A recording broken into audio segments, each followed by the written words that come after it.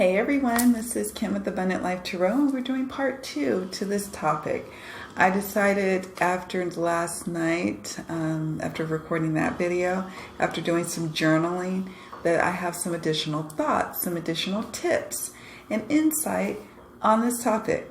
And that topic is, it's a mouthful. Why is it that I get multiple or different answers when I ask the same question to different readers? Why are there different answers coming up? And a kind viewer submitted this question on one of my videos, like in the comment section. And I said, you know what, I want to talk about this a little bit more because I think it warrants a discussion. I also have to say there's a lot of construction going on right now. They're doing a lot of building at the building across this field next door. So I apologize. I tried to wait it out the whole day and couldn't do it. They worked from sun up and it looks like they're going to be working till sundown. All right, so let's get started. We touched upon quite a bit in part 1 on why is it that there may be some different answers for the same question. And now we're going to dig a little deeper into that, and I'm also going to just give some tips as we go along.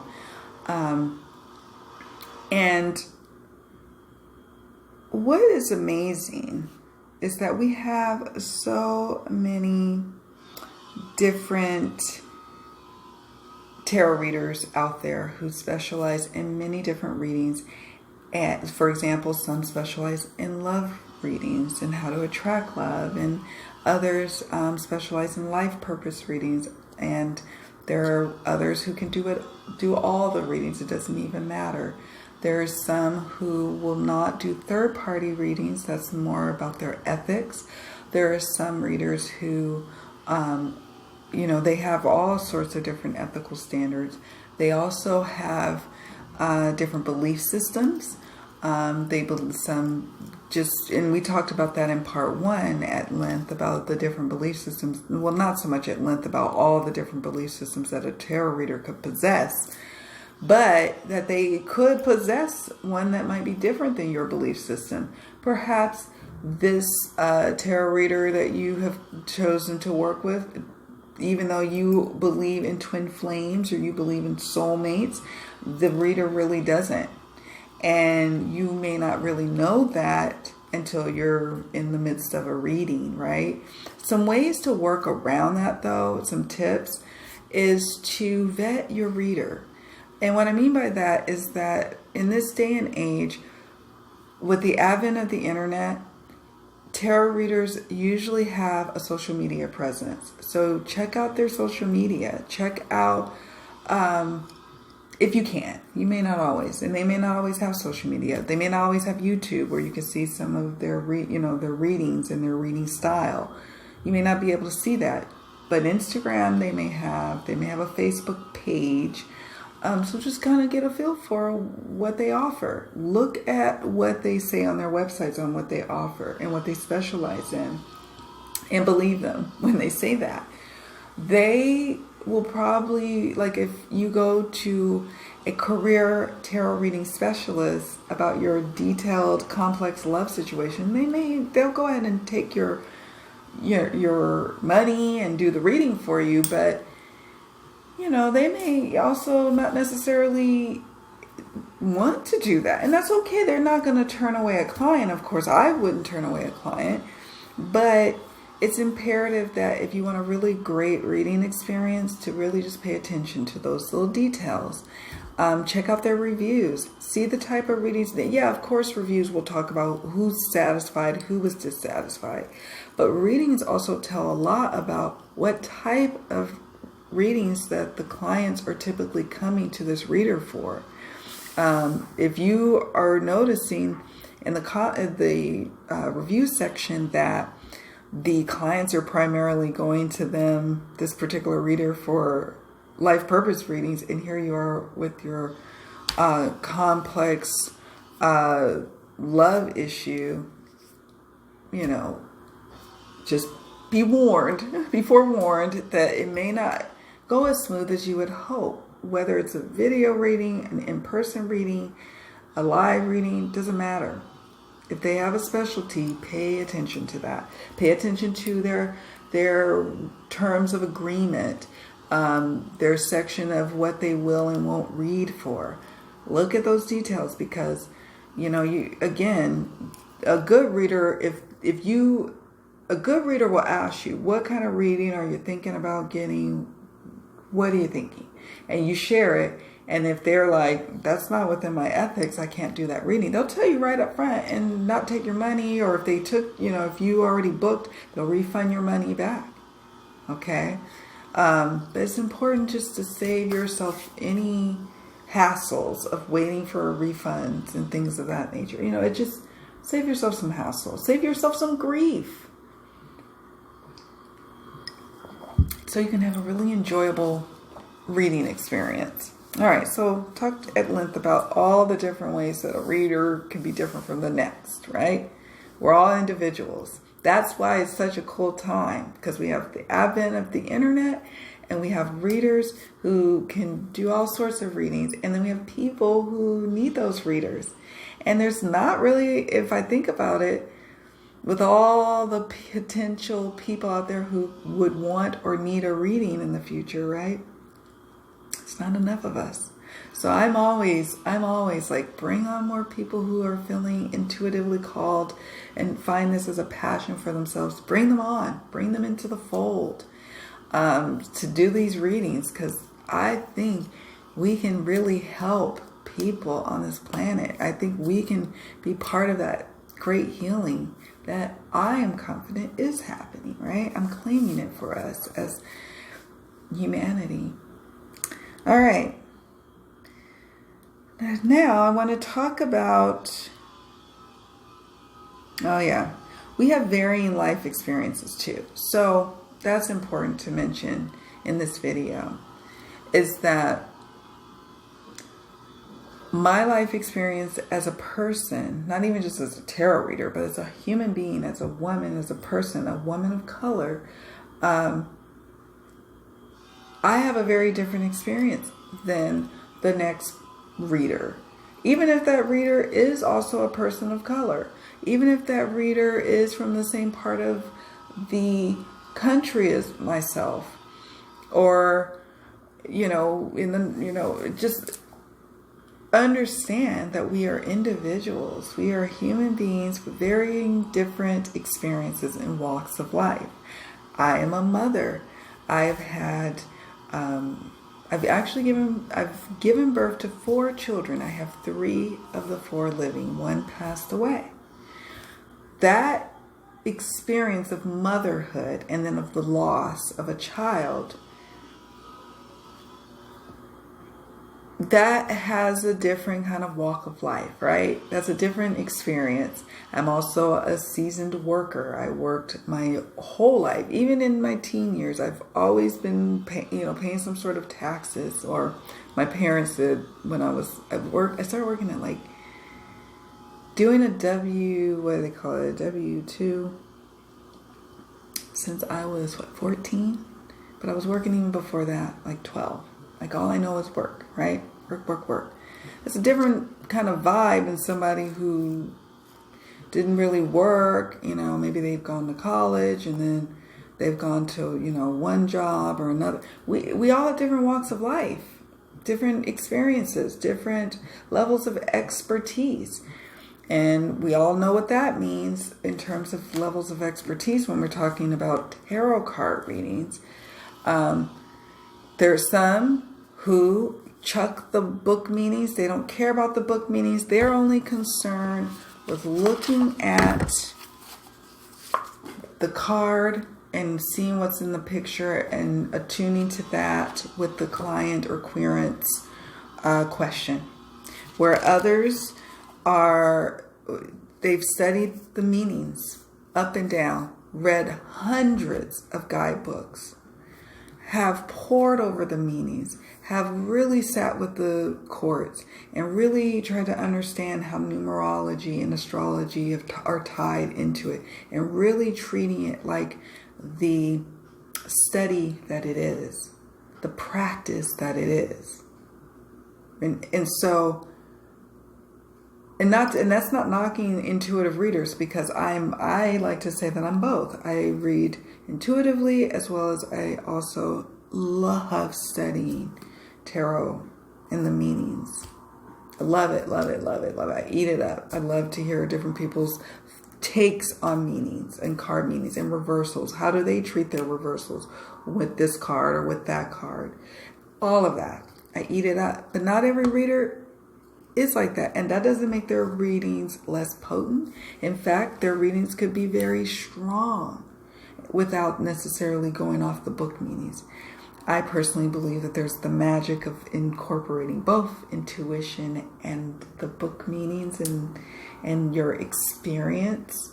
Not both. I guess incorporating all of that.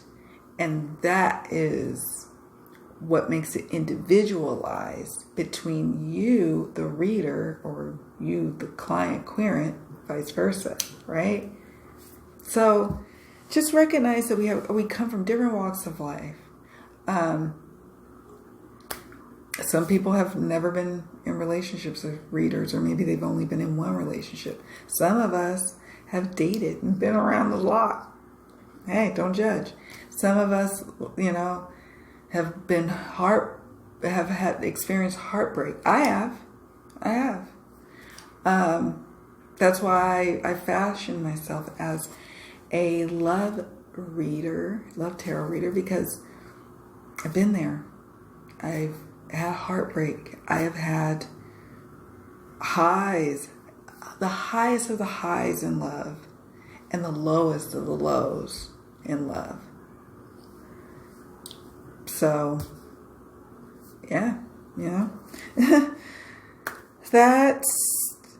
so we talked about that, and then skill. And that ties into expertise, of course, but there are some readers who may have just started out, and don't judge a reader just by the number of years that they have or not, that they don't have. But just recognize that there's some readers who are a little more sparse with their messages because they're more seasoned. They don't need to say a bunch. They just know what they know and say what they say, and that's it. Where others like to meander. It's their different skill sets. It's not bad. It's not good. It's just you have to find what works for you. Do you like that meandering reader? I meander at times. My hotline readings that I do helps me to curtail some of the meandering, at least stick to time. Like, so for example, I have a 45-minute reading, and I have clients, that's a pretty popular time period. A lot of my clients prefer that, even though I'm like, hey, I offer 5-minute readings over here. I offer, my clients rarely get those. I'm probably not going to even need to offer it. But for example, there's some readers who just want to do a quick 15-minute reading or a 10-minute reading. Some who will ride it out, do 2 hours with you if need be. There's some who just likes to do a 30-minute reading or an hour. And then your own preference. What is your preference, dear querent, dear soul? What do you want from your reader? Do you want the answers quick, fast, and in a hurry? Or do you like the meandering reading? And the meandering reading is cool because the reader is probably going off on a stream of consciousness. And in that, embedded in that, all of that, those words, is a message for you, many messages. So that there's beauty in that. But there's also beauty in an abrupt reader who's like very succinct, short to the point, get the message out. There's beauty in that as well. But it's what's your preference. That's all. All right, so we talked about that. And we talked, about some readers have been reading for decades. Others have been reading maybe not so long, but that's neither here nor there. And then some believe in free will and you manifesting your very world around you, while others believe in predestined paths. So just recognize that. And a lot of times websites, people's Facebook pages and Facebook groups that they may be a part of will kind of speak to what they tend to believe. So yeah, there's ways to avoid surprises with your reader. I'll say that.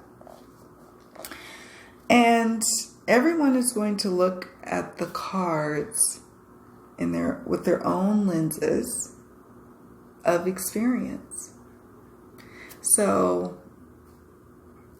that's what's cool about it. That's when my clients find me, I feel like, oh, thank you for finding me. Thank you for making your way over here, because I know we're going to have a magical time together.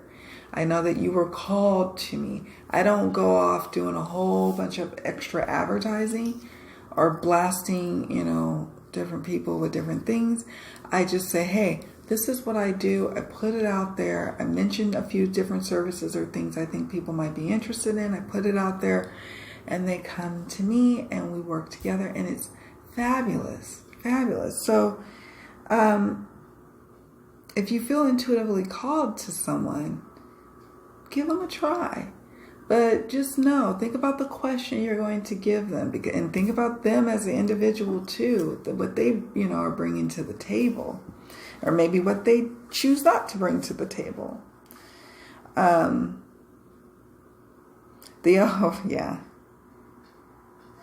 This is important too. It's also important to know that readers do have off days. We do have days that we're off. We do have days that we, miss the mark or miss something. And that's why it's important to have a relationship with your reader that you're confident to say, hey, can I get clarification on something? You mentioned this and I'm just not seeing how, or I'm not understanding how it ties into it. Can you explain, or maybe, help me out here with that? And if they had an off moment, they're like, oh my goodness, you know what? I think I had an off moment with that, but I see what the card is now trying to say. And they may say, let me just make sure. And they might do an additional card throw. And they may be like, oh, okay, the Ace of Pentacles gives me the clarity about that. Let me further explain that to you. Allow them that opportunity. Okay.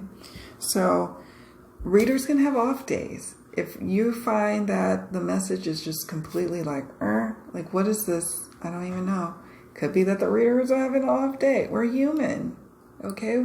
We're like weather forecasters, except I like to think of us as energetic forecasters with the cards. Our cards are our tools, and some are some folks who are in our world, they don't need cards. But for me, my preference is cards. So, yeah. But I also wanted to say that just because a reader has a bad day doesn't make them a bad reader. When I was a claims adjuster, and that was someone who, at least I dealt with auto accidents. So if you were in an accident, I was an injury claims adjuster, so I would be resolving your injury claim. I did it for like almost 20 years, so I felt really good at it, but I had bad days. Oh, sure, I had bad days. When I started doing analytical work, and doing analytical assignments for both the private and public sector, did I have good days and bad days? I did. Did that make me a bad analyst? No. Did it make me a bad adjuster or a bad arbitration specialist when I was doing that line of work? No. And the same is for tarot readers. And this is for the tarot readers to cut yourself some slack. If you end up getting a review that hurts, it's just like, oh gosh, does this mean that I shouldn't be reading? No. Everyone is entitled and allowed a bad day. Okay. All right, so the bottom line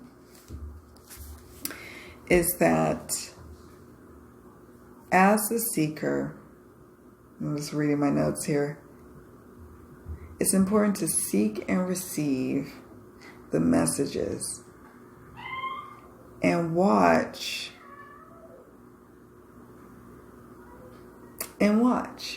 Let's just sit with that for a moment. As a seeker, it's your responsibility. It's not the responsibility of now the reader to make sure you receive that message. It is you, the seeker. So don't give away your power. That's not what this is about. Getting a reading is not about giving away your power. It's actually about empowering you to be able to receive the messages and be able to take action and move forward into your next step. Okay? And we have to just be mindful about the potency of the messages. And that's from part 1. Part 1, I really talked about that. I really hammered that in because it's super important. And this video is now going longer than even part 1, but it's important that the more you keep asking that same question over and over again, you're diluting the messages. And the more you seek from whether it's the same reader or different ones, you will find that the messages are not coherent. They just are off. And you want the most potent of messages. So find you a trusted reader or two so you can get those potent messages on the first go round. Maybe with one clarification question every blue moon, right? So yeah, that's my tips, you all. I know it's 2 videos in, but hey, I just wanted to make sure I covered all the points and didn't miss out on anything. I definitely want to hear from all of you. Please let me know what your thoughts are on both videos, whether on the first video or in this video. Put a comment. I want to hear from you, whether you are someone who receives readings or gives readings. Everyone can add to this conversation. All right, you all, please don't forget to subscribe. If you like content like this, please don't forget to hit the like button on your way out of the video. Take good care, and I'll see you all in the next one.